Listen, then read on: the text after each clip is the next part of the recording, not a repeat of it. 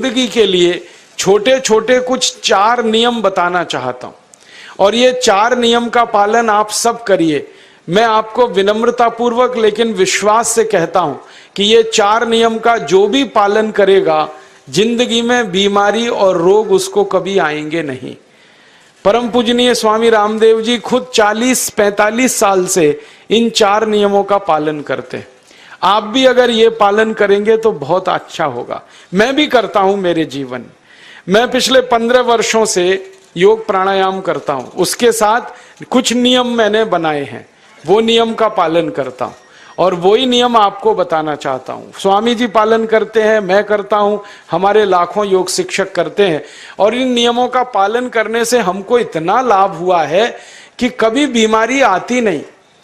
15 साल से मैंने हर बार मेरा बीपी चेक किया, नॉर्मल है, शुगर नॉर्मल है, ट्राइग्लिसराइड्स नॉर्मल है, कोलेस्ट्रॉल नॉर्मल है। पिछले 15 साल में कभी सर्दी जुकाम भी नहीं हुआ, गला भी नहीं बैठा, कभी हॉस्पिटल नहीं देखा, कभी डॉक्टर के पास नहीं गए, क्योंकि जरूरत नहीं पड़ी। और वो जरूरत नहीं पड़ी क्योंकि हम निरोगी हैं, स्वस्थ हैं। ये निरोगी और स्वस्थ होने के लिए आयुर्वेद की एक छोटी सी जानकारी आपसे मैं शेयर करना चाहता हूं। आयुर्वेद में ये कहा गया है कि किसी भी व्यक्ति को निरोगी होना है, रोग मुक्त होना है, तो अपने जीवन में 3 बातों का ध्यान रखे। अपना वात, पित्त और कफ तीनों का संतुलन रखे। वो 3 तरह के दोष हैं हमारे शरीर में, वात, पित्त, कफ। आपने सुना होगा ये त्रिदोष आधारित शरीर है। जब वात बहुत बिगड़ जाता है तो 80 से ज्यादा रोग आते हैं। जब पित्त बहुत बिगड़ जाता है तो लगभग 46 से 50 रोग आते हैं और जब कफ बिगड़ जाता है तो 28 रोग आते हैं और वात, पित्त, कफ तीनों बिगड़ जाएं तो 148 रोग आते हैं। सर्दी, खांसी, जुकाम से लेकर और कैंसर तक जो आखिरी रोग माना जाता है, ये सब वात, पित्त, कफ के बिगड़ने का खेल है।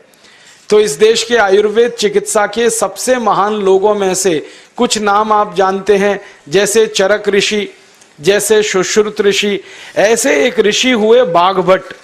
बाघभट्ट ऋषि ने एक पुस्तक लिखी है, उसका नाम है अष्टांग हृदयम, और एक पुस्तक लिखी है उसका नाम है अष्टांग संग्रहम।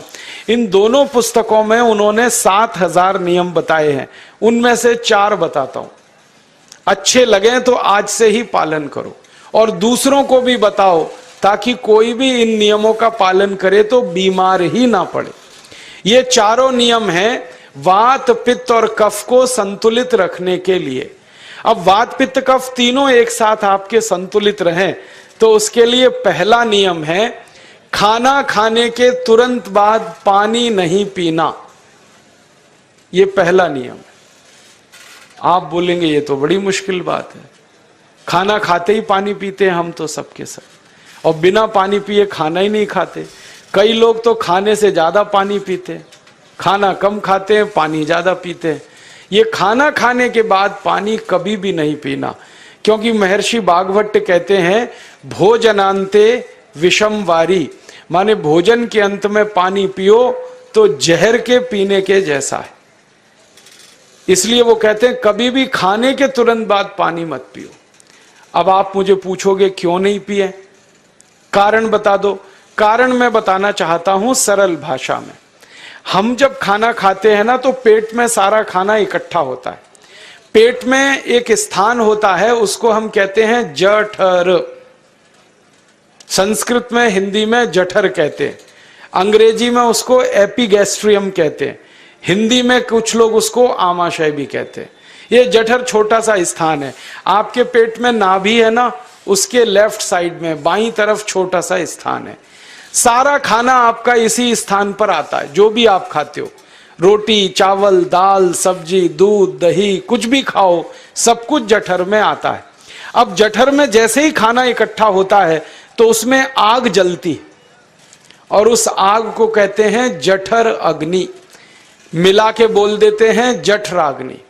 आप जैसे ही खाना खाते हो पेट में, जठर में अग्नि जलती है। वो अग्नि खाने को पचाती है और अग्नि खाने को ऐसे ही पचाती है जैसे रसोई घर की अग्नि खाने को पकाती है।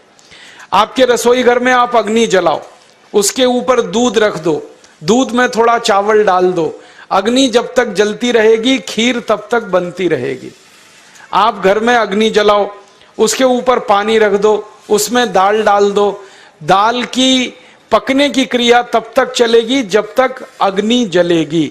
ऐसे ही पेट में होता है, जैसे ही आपने खाना खाया पेट में अग्नि जलती है, और जब तक अग्नि जलती है तो खाने के पचने की क्रिया चलती है।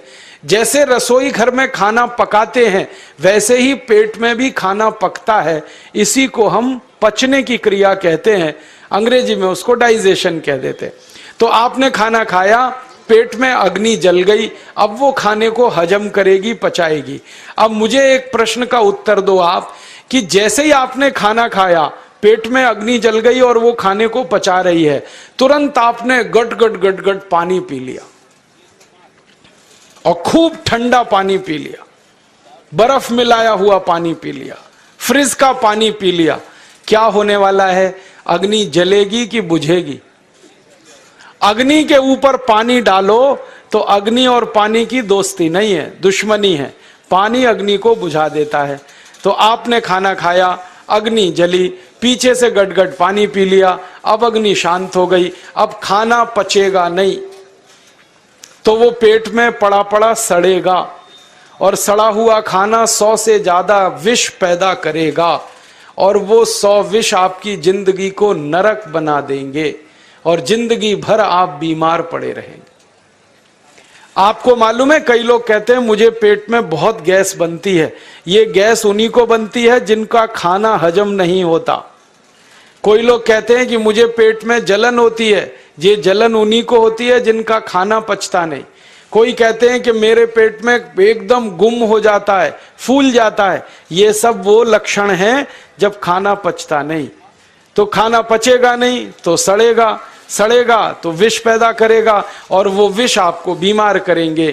इसलिए महर्षि भागवत ने कहा, खाना खाते ही पानी मत पियो। समझ में आया? फिर आप बोलोगे कितनी देर तक नहीं पिए? कम से कम 1 घंटे तक। 1 घंटे बाद पानी पियो। आप बोलोगे जी 1 घंटा क्यों? ये जो अग्नि जलने की क्रिया है ये लगभग 1 घंटे तक ही चलती है पेट में, उसके बाद अग्नि अपने आप शांत हो जाती है, उसके बाद पानी पी लो। तो खाना अगर 10 बजे खाया तो 11 बजे पानी पियो, 11 बजे खाया तो 12 बजे पियो, 12 बजे खाया तो 1 बजे पियो, 1 घंटे बाद पानी पियो। अब आपके मन में यह सवाल आ सकता है कि खाना खाने के पहले पी लें क्या? हाँ पी लो, 40 मिनट पहले पेट भर के पानी पी लो। 10 बजे खाना खाना है, 9:20 पे खूब पानी पी लो, जितना पी सकते हो। 11 बजे खाना खाना है, 10:20 पे पी लो, खूब पानी पी लो, 40 मिनट पहले। आप और एक सवाल पूछ सकते हो कि अच्छा ठीक है, खाने के बाद पानी तो नहीं पिएंगे, कुछ और पी सकते हैं क्या पानी को छोड़कर? तो उसके लिए भागवत जी कहते हैं कि खाने के तुरंत बाद अगर पीना है तो दही की लस्सी पियो, मट्ठा। खाने के बाद अगर तुरंत पीना है तो फलों का रस पियो, गन्ने का रस पी लो, संतरे का रस पी लो, मौसमी का रस पी लो, अनार का रस पी लो। अब आप कहोगे ये सब महंगी महंगी चीजें बता रहे हैं, गन्ने का रस, संतरे का रस, अनार का रस, पैसे तो है नहीं। तो सबसे सस्ता रस है नींबू का ही रस पी लो, शिकंजी बना के पी लो, वो तो सबसे सस्ता है। तो खाना खाने के बाद या तो दही की लस्सी पियो या रस पियो। और एक तीसरी चीज है, दूध पी सकते। तो खाने के तुरंत बाद पीना है तो दही की लस्सी या मट्ठा, खाने के तुरंत बाद पीना है तो कोई फल का रस, खाने के तुरंत बाद पीना है तो दूध। पानी 1 घंटे बाद पियो। और अगर एक बात ध्यान रखो तो अच्छा है कि सवेरे खाना खाते हैं जिसको हम ब्रेकफास्ट कहते हैं, नाश्ता, तो फलों का रस पीना अच्छा, दोपहर को खाना खाएं तो लस्सी और मट्ठा पीना अच्छा, और रात का खाना खाएं तो दूध पीना अच्छा। जो लोग इस नियम का पालन कर सकते हैं जिंदगी में कभी भी 80 रोग उनको नहीं हो सकते। वात पित्त कफ तीनों ही इस एक छोटे से नियम से संतुलित रहते हैं। तो ये पहला नियम मैंने आपसे कहा। दूसरा नियम एक और है, और वो नियम ये है कि पानी कभी भी पियो, घूट घूट भर के पियो। जैसे गरम चाय पीते हैं, गरम कॉफी पीते हैं, गरम दूध पीते हैं, एक एक घूट भर के, एक एक सिप करके, ऐसे ही पानी पीने की आदत डालो। ये मुंह में एक बार गिलास लगा लिया, गटागट उसको खाली कर दिया, ये तरीका गड़बड़ है। एक घूट पानी, दो घूट पानी एक बार में उतना ही पियो। आप बोलोगे ये क्या चक्कर है? बात ऐसी है कि एक एक घूट पानी जब हम पीते हैं तो मुंह की लार पानी के साथ मिलकर पेट में अंदर जाती है, और ये जो मुंह की लार होती है ये क्षारीय होती है और पेट में हमेशा अम्ल बनता रहता है। तो एक घूट पानी पिया, मुंह की लार इसके साथ अंदर गई, दो घूट पिया और ज्यादा गई, बार बार लार अंदर जाएगी तो क्षार पदार्थ पेट के अम्ल के साथ मिलेगा। पेट में अम्ल बनता है, मुंह में लार क्षारीय होती है। तो ये क्षार को अम्ल में मिला दिया जाए और ये अच्छे तरीके से मिलकर पेट में जाए तो कभी भी कोई व्यक्ति के पेट को अम्लता नहीं होती, एसिडिटी नहीं होती।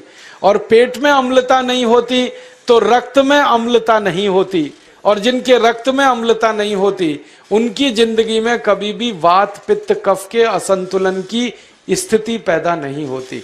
इसलिए पानी घूट घूट करके पीना। मैं आपको एक छोटा सा मेरा ऑब्जर्वेशन बताता हूं, परीक्षण। आप भारत देश में या दुनिया में कहीं भी जाओ, मनुष्य को छोड़कर पशु पक्षियों को देखना शुरू करो, वो पानी कैसे पीते। किसी चिड़िया को पानी पीते हुए देखो, किसी पक्षी को पानी पीते हुए देखो, वो चोंच के एक बूंद ही के बराबर ही पानी उठाता है। एक बार में एक बूंद पानी लेगा, फिर थोड़ी देर चोंच चलाएगा, फिर पिएगा, फिर दूसरी बूंद लेगा, फिर चोंच चलाएगा, फिर पिएगा, फिर तीसरी बूंद। एक एक बूंद पक्षी पानी पीता है। कुत्ते को पानी पीते हुए देखो, चाट चाट के पानी पीता है। शेर को पानी पीते हुए देखो, चाट चाट के पानी पीता है। जितने जानवर चाट कर पानी पीते हैं, जितने पक्षी एक एक घूंट पानी पीते हैं, किसी भी पक्षी और किसी भी जानवर को डायबिटीज नहीं है, किसी को अर्थराइटिस नहीं है, कोई पक्षी ओवरवेट नहीं है, कोई पशु ओवरवेट नहीं है। वो सब स्लिम और ट्रिम है, क्योंकि वो इतने होशियार हैं कि पानी चाट के पीते हैं या घूट घूट करके पीते। अब मुझे ये हैरानी होती है कि ये पशु पक्षियों को कौन सिखाता है? वो अपने जन्म से ये ज्ञान सीख के आते। उनका कोई गुरु नहीं है, उनका कोई विद्यालय नहीं है, उनके कोई प्रशिक्षण शिविर नहीं लगते, फिर भी उनको इतनी अकल है कि पानी घूट घूट पीना। और हम ये मनुष्य जिनके इतने गुरु, इतने विद्यालय, इतने कॉलेज, सीखने वाले, सिखाने वाले, और हम मूर्खों के मूर्ख गटागट गटागट पानी पीते रहते। तो पानी पीने का तरीका बदल दो, घूट घूट भर के पानी पियो। ये दूसरा नियम है। तीसरा नियम है कि जिंदगी में कितनी भी प्यास लगे, ठंडा पानी कभी मत पियो। बर्फ डाला हुआ पानी, फ्रिज में रखा हुआ पानी, वाटर कूलर का पानी जिसका तापमान बहुत कम है, ये कभी मत पीना। क्यों? क्योंकि शरीर आपका गर्म है और पानी ठंडा है। अब होता क्या है वो मैं समझाता हूं सरल भाषा में। पेट तो गर्म है, अब इसमें ठंडा पानी डाल दिया आपने तो अंदर झगड़ा होता है। और झगड़ा क्या होता है? या तो पानी पेट को ठंडा करेगा या पेट पानी को गर्म करेगा। अगर पानी ने पेट को ठंडा कर दिया तो पेट के ठंडा होते ही हृदय ठंडा होता है, हृदय के ठंडा होते ही मस्तिष्क ठंडा होता है, मस्तिष्क के ठंडा होते ही आदमी ठंडा होता है, और आदमी ठंडा होते ही राम नाम सत्य होती है। आपको मालूम है जब शरीर ठंडा पड़ जाता है तो घर में भी नहीं रखते, निकाल के बाहर सड़क पे रख देते। जो घर आपने बनाया अपनी मेहनत से, शरीर के ठंडा पड़ते ही निकाल बाहर करते हैं उस घर में से, और फिर चिल्लाने लगते हैं लेके जाओ, जल्दी लेके जाओ, इसको जला के आओ। माने ठंडे शरीर की इज्जत नहीं है। तो ठंडा पानी क्यों पी रहे हो भाई? बंद कर दो। कोई जानवर ठंडा पानी नहीं पीता, कोई पक्षी नहीं पीता। तो आप ये ठंडा पानी पीना बंद करो, सादा पानी पीना शुरू करो। और गर्मी के दिनों में बहुत अगर आपको तकलीफ है तो मिट्टी के घड़े का पानी पी लेना, फ्रिज का और बर्फ का नहीं पीना। ये तीसरा नियम है। और चौथा और आखिरी नियम है कि आप सवेरे ही सवेरे जब सोकर उठते हो तो सबसे पहले पानी पियो। जैसे ही आपकी आंख खुल गई तो पहले 2-3 गिलास पानी पी लो, उसके बाद आप टॉयलेट में जाओ। उठते ही पानी पियोगे तो 2 फायदे हैं।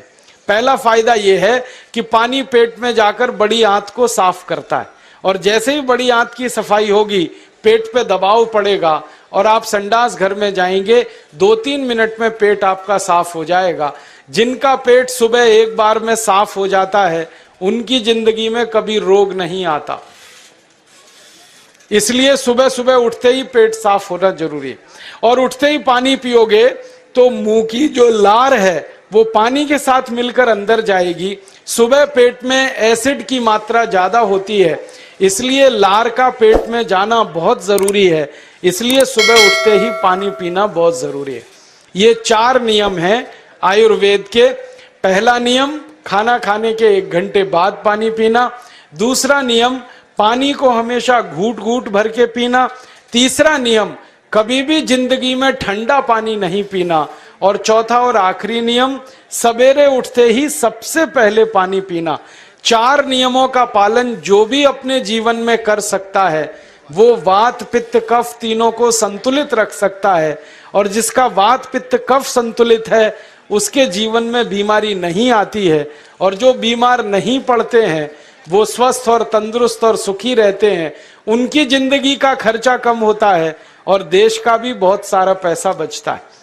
आपको शायद मालूम है या नहीं, 1 साल में हम जब बीमार पड़ जाते हैं भारतवासी, तो साल का करीब 6 लाख करोड़ रुपया हमारा खर्च हो जाता है उन बीमारियों का इलाज करने में। इसलिए इतना पैसा फालतू में हम खर्च करें हर साल 6 लाख करोड़, ये बहुत बड़ी रकम है। इससे बेहतर यह है कि हम बीमार ही नहीं पड़ें और स्वस्थ रहें, सुखी रहें। और ये 6 लाख करोड़ का जो खर्चा हम करते हैं बीमार पड़ने पर, अक्सर ये एलोपैथी की दवाएं खाने में खर्च होता है। और जो एलोपैथी की दवाएं हम खा रहे हैं, जैसे paracetamol, Baralgan, Butazone, Oxyphen Butazone, aspirin, Disprin, Novalgin, ये सब ऐसी खराब दवाएं हैं जो दुनिया के देशों में 20 साल पहले बंद हो चुकी हैं, भारत में धड़ल्ले से बिक रही हैं और हमको बीमारियों से ज्यादा गंभीर बीमारियों में फंसा रही। ज्यादातर दवाएं जो आप खाते हो वो किडनी खराब कर देती हैं, लीवर खराब कर देती हैं, आंतों में घाव कर देती हैं, विकलांगता आ जाती है, पैरालिसिस हो जाता है, ब्रेन हेमरेज हो जाता है, हार्ट अटैक आ जाता है। दुनिया में लगभग इस समय 84,000 दवाएं बिकती हैं और आपको सुनकर हैरानी होगी, उनमें से मात्र 117 दवाएं हैं जो काम की हैं, बाकी सब बेकार की दवाएं हैं। उन बेकार की दवाओं को खाकर हम 6 लाख करोड़ खर्च करते हैं। ये बहुत दुख और अफसोस की बात है। और ये 6 लाख करोड़ का खर्चा समाज के वो लोग करते हैं जिनको जिंदगी में हर समय अपना आर्थिक स्थिति को देख के चलना पड़ता है, जिनकी आमदनी बहुत नहीं है, जिनके घर में आमदनी के बहुत ज्यादा साधन नहीं है, उनको ये पैसा खर्च करना पड़ता है। तो कई बार क्या होता है, किसी का घर बिक जाता है, किसी का खेत बिक जाता है, किसी के घर के गहने गिरवी रख जाते हैं, किसी को कर्ज लेना पड़ जाता है, किसी को कर्ज लेकर दोबारा कर्ज लेना पड़ जाता है। मैंने इस हिंदुस्तान में पिछले 15 साल के प्रवास में देखा कि गांव-गांव के गरीब किसान कर्ज ले लेकर ये महंगी दवाएं खाकर इलाज करते हैं, डॉक्टरों को पैसा